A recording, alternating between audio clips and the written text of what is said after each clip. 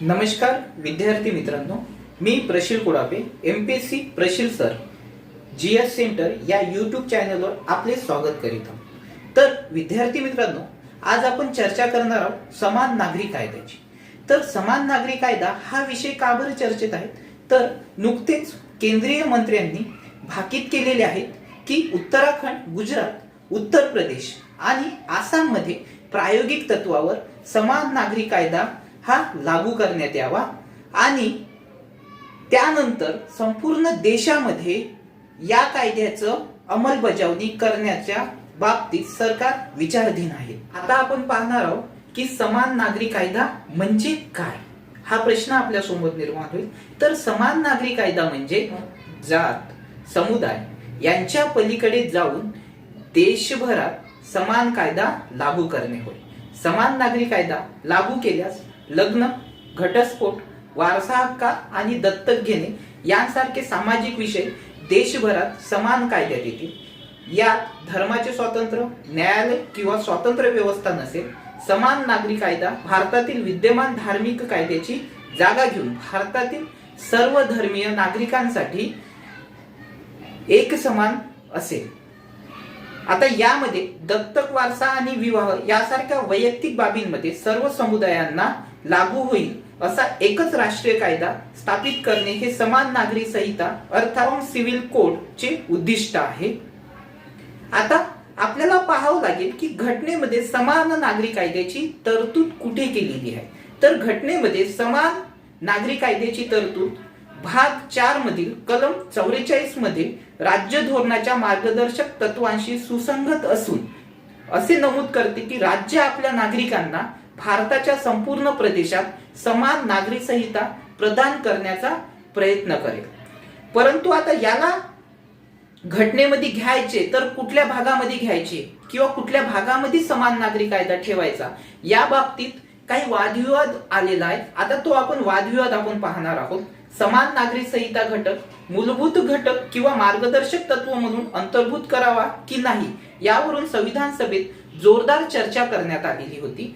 आता घटनेतील राज्य धोरणाच्या मार्गदर्शक तत्वांमध्ये सर्व समान नागरी संहितेची समावेश करताना 5 विरुद्ध 4 च्या बहुमताने हे प्रकरण निकाली काढण्यात आले आणि त्याला भारतीय घटनेमध्ये नमूद करण्यात आलं मार्गदर्शक तत्वांमध्ये। आता मार्गदर्शक तत्वांमध्ये ठेवण्यामागचं कारण सुद्धा एक हे होतं, कारण नुकतेच 1947 ला भारताचं 2 भागांमध्ये विभाजन झालेलं होतं, ज्यामध्ये जर समान नागरी कायदा त्यावेळेस अंमलबजावणी केली असती तर अल्पसंख्याक समुदायाला ते धोक्याचं वाटलं असतं। त्याकरिता प्रत्यक्ष मूलभूत हक्कांमध्ये न ठेवता त्यांना मार्गदर्शक तत्वांमध्ये ठेवण्यात आलं। आता सरदार वल्लभभाई यांच्या अध्यक्षतेखालील मूलभूत हक्कावरील उपसमितीने समान नागरी संहिता सुरक्षित करणे हे मूलभूत अधिकारांच्या कक्षेत नसल्याचा निर्णय घेतला।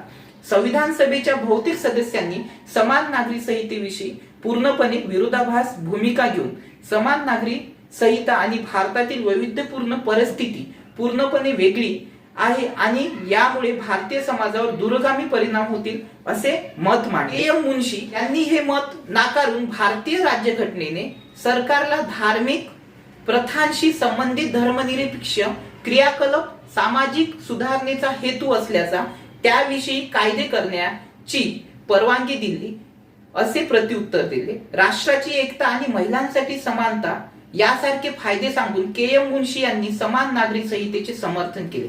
त्याचवेळी घटनाकार डॉक्टर बाबासाहेब आंबेडकरांनी सुरुवातीच्या काळात समान नागरी संहिता हा विषय ऐच्छिक असावा असे त्यांनी आपले मत व्यक्त केलेले होते। आता हे तर झालं की घटनेसंबंधी कुठे तरतूद होती समान नागरी कायद्याची, परंतु त्याच ऍट द सेम टाइमला समान नागरी संहितेबद्दल असणारे वादविवाद म्हणजे 2 मुद्दे समोर आले, समर्थनात मुद्दे आणि विरोधातील मुद्दे।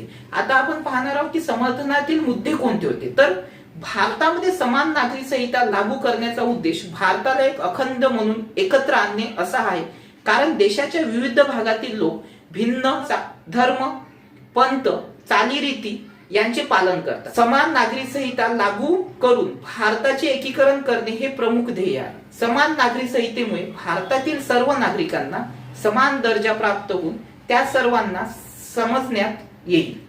समान नागरी संहितेद्वारा विवाह, घटस्फोट, वारसा, देखभाल, दत्तक आणि संपत्तीचा उत्तराधिकार इत्यादी क्षेत्राचे समावेशन आणि व्यवस्थापन करण्यात येईल आणि या सर्व बाबींमध्ये भारतातील प्रत्येक नागरिकास समान कायद्याद्वारे त्याचे अधिकार प्राप्त होतील. त्यानंतरचा मुद्दा आहे बहुतेक वैयक्तिक कायदे वेगवेगळ्या समुदायांमध्ये त्यांच्या धार्मिक ग्रंथ आणि परंपरेवर अवलंबून असतात आणि त्यामुळे संबंधित समुदायांमध्ये विविध प्रमाणावर भेदभाव निर्माण होतो.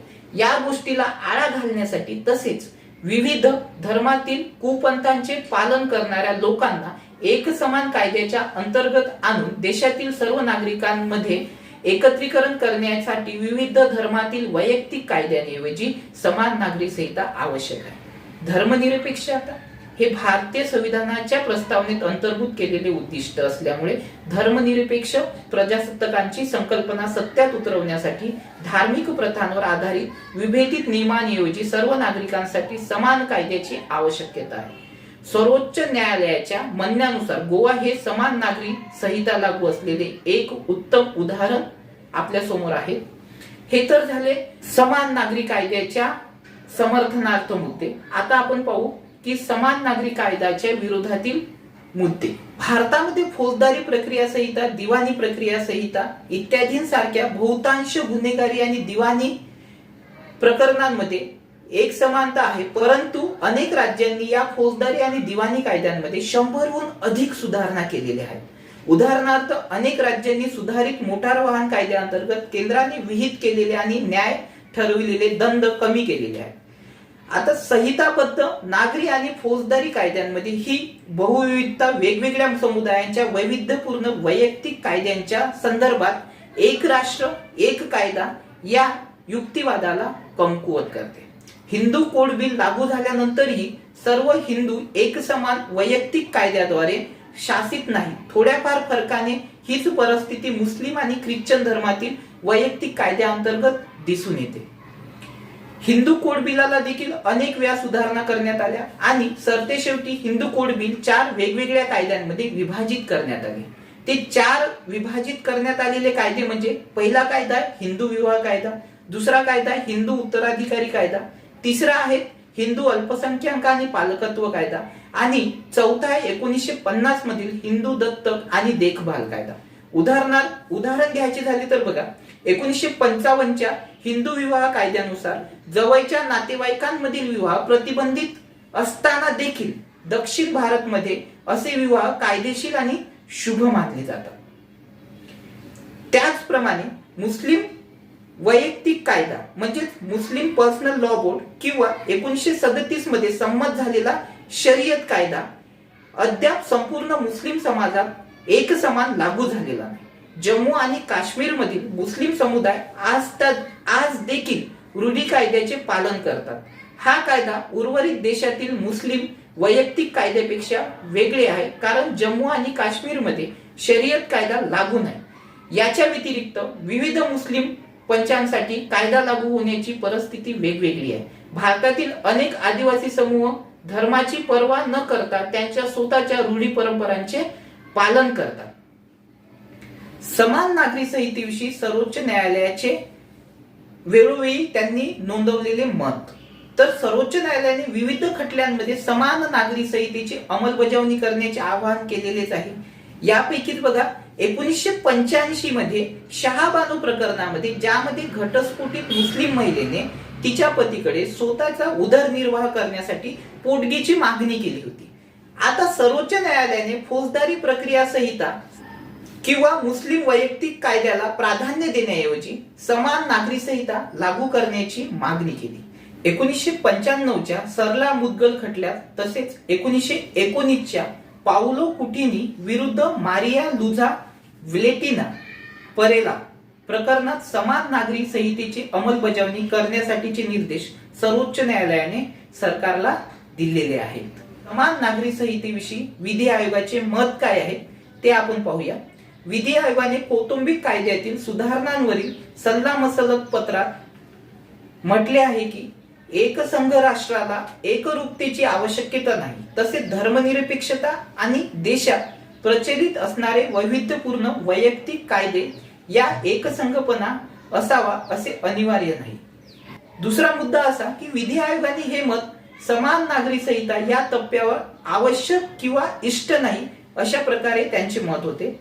तिसऱ्या मुद्द्यामध्ये त्यांनी म्हटलेलं आहे, एका विशिष्ट धर्मातील भेदभावपूर्ण प्रथा, पूर्वग्रह आणि परंपरा त्या धर्माच्या वैयक्तिक कायद्यांचा अभ्यास करून त्यात सुधारणा करावी अशी शिफारशी विधी आयोगाने अहवालात करण्यात आली आहे. त्यानंतरचा मुद्दा, विवाह आणि घटस्फोटाबाबत सर्व धर्माच्या वैयक्तिक कायद्यांमध्ये एकसमानपणे स्वीकारले जावेत असे काही उपाय विधी आयोगाने सुचवले आहेत.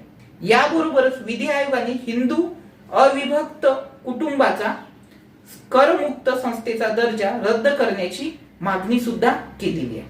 थोडक्यात जर आपण समान नागरी कायद्याचा सार जर आपण पाहिला तर बघा, संविधान रचनाकारांनी समान नागरी संहिता प्रत्येक धर्माच्या विशिष्ट वैयक्तिक कायद्याची जागा घेणारा कायद्यांचा एकसमान संच असेल अशी कल्पना केली होती. या संदर्भात विविध राज्य सरकारांनी समित्या स्थापन केलेल्या आहेत. केंद्रीय कायदा मंत्रालयाने भारताच्या 22व्या विधी आयोगाला समान नागरी संहितेविषयी संबंधित विविध मुद्द्यांचे परीक्षण करण्याची विनंती केलेली आहे. ही होती विद्यार्थी मित्रांनो समान नागरी कायद्याबद्दल माहिती.